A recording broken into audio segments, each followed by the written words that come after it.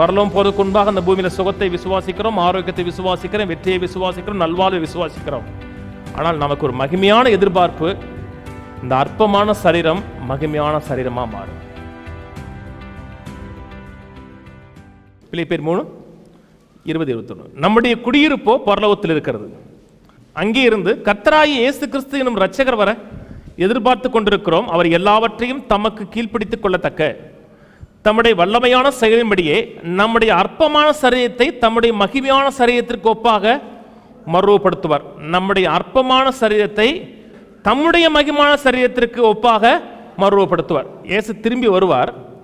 திரும்பி வரும் பொழுது இந்த அற்பமான சரீரத்தை மகிமையின் சரீரமாக மாற்றுவார்.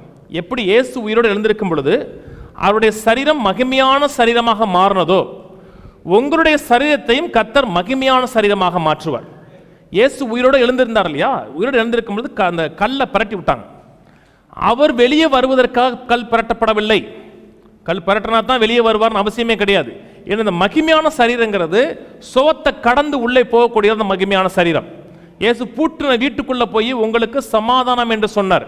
வீடெல்லாம் பூட்டி இருக்கிற நேரத்தில் இது மகிமையான சரீரம். இந்த அவருடைய சரீரம் எப்படி மகிமையான சரீரமாக இருந்ததோ அதே போல இயேசு திரும்பி வரும் பொழுது உங்களுடைய சரீரமும் மகிமையான சரீரமாக மாறும்.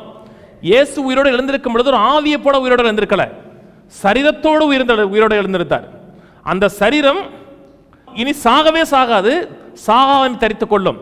அதே போல கிறிஸ்துவுக்குள்ளாக மரித்தவர்களும் உயிரோடு இருக்கிற நாமும் இயேசு வரும் பொழுது இந்த சரீரம் மகிமையான சரீரமா மாறும், அற்பமான சரீரமா இருக்காது.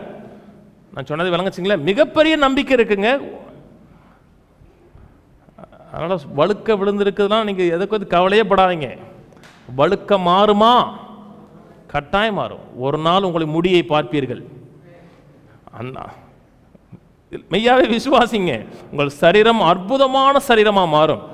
பரலோகம் போறதுக்கு முன்பாக அந்த பூமியில சுகத்தை விசுவாசிக்கிறோம், ஆரோக்கியத்தை விசுவாசிக்கிறோம், வெற்றியை விசுவாசிக்கிறோம், நல்வாழ்வை விசுவாசிக்கிறோம். ஆனால் நமக்கு ஒரு மகிமையான எதிர்பார்ப்பு, இந்த அற்பமான சரீரம் மகிமையான சரீரமா மாறும். ஒருவேளை இயேசு இப்ப வரார், இல்லாட்ட நாளைக்கோ வர்றாருன்னா கூட மகிமையான சரீரமாக இமைப்பொழுதுல மாறி மேலே போயிடும். இமைப்பொழுதுல இன்னைக்கெல்லாம் மக்களுக்கு பெரிய ஒரு சந்தேகம், நான் பரலோகம் போவேனாண்டு. நீங்கள் பரலோகம் போய்த்தாங்க தீர்வீங்க. உங்களை விட மாட்டார். ஏன்னா மிகப்பெரிய கிரையம் கொடுத்து வாங்கி வச்சிருக்கிறாரு. இப்போது சென்னை சில்க்ஸு போத்தீஸ்க்கே போகிறீங்க, 1 லட்ச ரூபா மதிப்புள்ள பட்டுப்புடையை வாங்கிட்டீங்க. பில்லு உங்கள் பாக்கெட்டில் இருக்குது, கீழே தான் கொடுப்பான் இல்லையா? உங்களுக்கு புரியுதுக்கா சொல்கிறேங்க? விட்டுட்டு வருவீங்களா? 1 லட்ச ரூபா பே பண்ணி சீல் வச்சாச்சு, விட்டுட்டு வருவீங்களா வரமாட்டீங்களா? ஏங்க ஏன் பேச மாட்டீங்களா? ஏன் வர மாட்டீங்க? 1 லட்ச ரூபா கொடுத்துருக்கீங்க. 1 லட்ச ரூபா இல்லை, 12 ரூபா கொடுத்தா கூட விட மாட்டீங்க. நீங்கள் அன்னைக்கு போனால் நாங்கள் எல்லா பொருளும் வாங்கினா ஒரு கச்சிப்பு வாங்கிட்டு வரல, பரிச்சிப்பு கொடுக்காம விட்டாங்க. மறுநாளே ஃபோன் பண்ணி சொன்னேன், ஒரு கச்சிப்பு நீங்கள் கொடுக்கலன்னு. நான் விலை கொடுத்து வாங்கியிருக்கேன். இதெல்லாம் ஒரு விலைக்குட்பட்ட கிரயம். கிறிஸ்து நம்ம கொடுத்தது விலையேறப்பட்ட கிரயம். விலையேறப்பட்ட கிரயம் கொடுத்து உங்களை ரட்சித்திருக்கிறார் என்றால் உங்களை நரகத்துக்கு நீங்க போகணும்னு நினைச்சா கூட விட மாட்டாருங்க. நான் நினைக்கிறதுல பாலவே நின்றுவீங்க. நீங்க நான் போனா இல்லை, நீங்க பாலவே நிற்பீங்க. ஏன்னா விலை கொடுத்து வாங்கப்பட்டிருக்கீங்க. எப்படி பாஸ்டர் மேலே போவோம்? எனக்கு அது சந்தேகமாகவே இருக்க.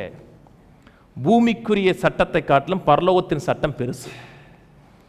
பரலோகத்தின் சட்டத்துக்கு கீழே தான் பூமியின் சட்டம் இருக்கிறது. ஒரு காலத்தில் மேலே பறக்க முடியாது என்பது மக்கள் விரும்பினான். மனிதனை பறக்க முடியாத கடவுள் உருவாக்கவில்லை என்று மனிதன் நினைச்சான். ரைட் சகோதரர்கள் இருக்காங்க இல்லையா? ரைட் சகோதரர்கள் ஏரோப்ளேனை உருவாக்கும் பொழுது உங்கள் அப்பா பிரசங்கம் பண்ணுறாரு, இங்கே அந்த வேலையில் இருக்காங்க. அவங்க அப்பா சொல்லியிருக்காரு, மனுஷன் பறக்க முடியாது உண்டாக்கலை, மனுஷன் பறக்கணும்னா ஆண்டவர் ரெக்கை கட்டி விட்டுருப்பாரு. என்ன சொல்கிறாருண்டா, டே மகங்களே வேலையை நிப்பாட்டுங்கடானர். ஆனால் பறக்கக்கூடிய பிரமாணம் ஆதியிலே கர்த்தர் உள்ள வச்சிருந்தார். ஏன்னா இந்த law of thrust and lift வந்து இன்னும் வேலை செய்யுது. அதை காட்டிலும் மேலான பிரமாணம் நம்முடைய ஆவிக்குள்ள இருக்கிறது. நம்முடைய தூக்கி செல்லக்கூடிய பிரமாணம் இருக்கிறது. கர்த்தர் ஒரு நாளும் உங்கள் சரீரத்தை பூமியில் விட மாட்டார். இதெல்லாம் எது செஞ்சது என்றால் இயேசுடைய உயிர்த்தெழுதல். அவர் உயிர்த்தெழுந்த பொழுது அந்த சரீரம் எப்படி மாறினதோ அதே போல உங்களுடைய சரீரத்தை மகிமையான சரீரமாக கர்த்தர் மாற்றுவார்.